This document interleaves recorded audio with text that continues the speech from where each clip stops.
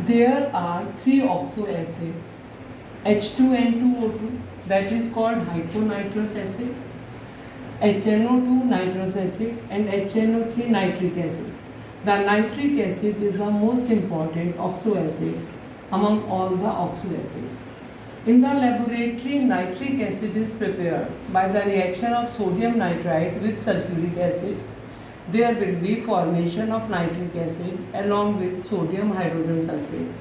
Commercially, it is manufactured by Ostwald process by the oxidation of ammonia.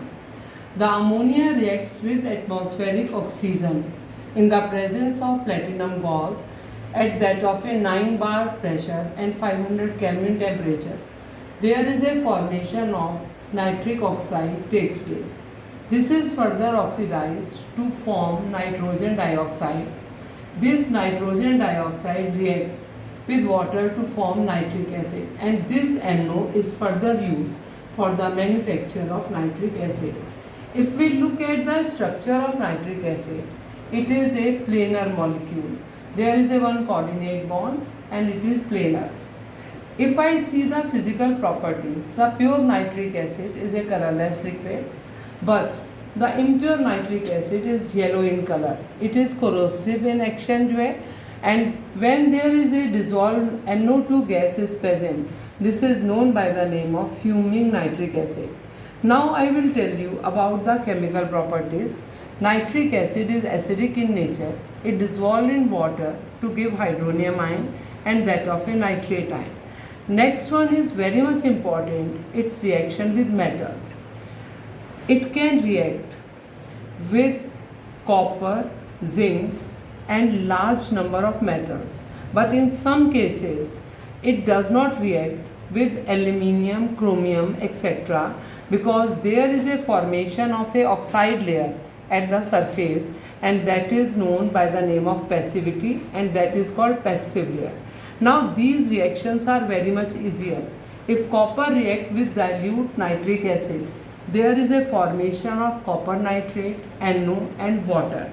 If it reacts with concentrated nitric acid, it is copper nitrate, water and NO2. If it reacts with zinc, and there is a formation of zinc nitrate, water and N2O. And if it reacts with concentrated nitric acid, it is zinc nitrate, water and NO2. There is a one very interesting thing in all these chemical reactions. You just see, there will be formation of nitrate and water in all the cases. Beside that, in the case of concentrated nitric acid, there will be formation of NO2, but in the case of dilute nitric acid, in the case of copper, it will be NO, and in the case of zinc, it will be N2O.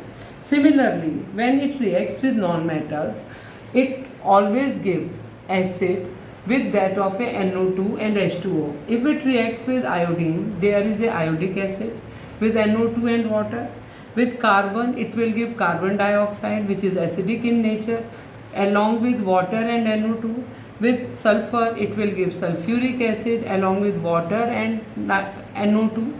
With phosphorus, it will give phosphoric acid, and beside that NO2 and H2O. There is a one test for the nitrate which we can perform in the lab.